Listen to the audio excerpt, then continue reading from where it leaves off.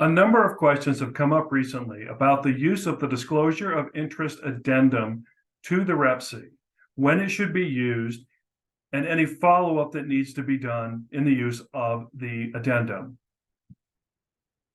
As a reminder, this addendum is to be used anytime the agent is either a relative of the buyer or seller or is a principal themselves in the transaction. If the agent is a relative of the buyer or seller, the question has come up, what counts as relative? R162 in the state code defines it as immediate family. And while the code does not state a specific definition of immediate family, the courts have held that immediate family is just what it sounds like. Parents or step-parents, siblings or step-siblings, spouse, and your own children. Now, if you are concerned about that, how far out should I go? It's better to over-disclose than under-disclose. If you're representing a grandparent, it may be better to disclose.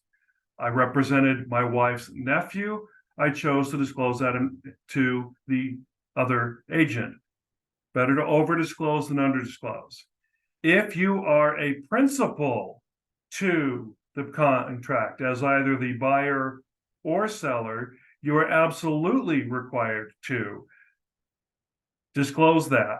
In fact, it's best to post that if it is a listing, if you are the seller, it is best to include this under the documents posting on the MLS, along with lead-based paint or anything else that is required, so that the buyer can include the completed form with the offer.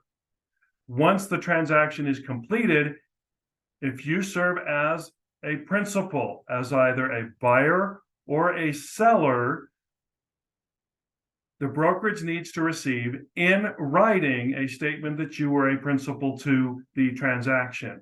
If you represent a company, such as an LLC through an investment, then the statement needs to include that that was the buyer, you are a principal as the buyer through the LLC.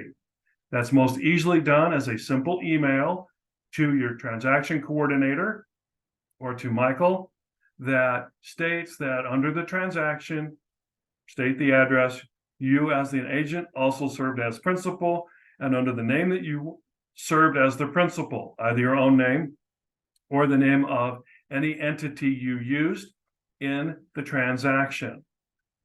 Both of these need to then be included in the transaction file as part of the permanent record.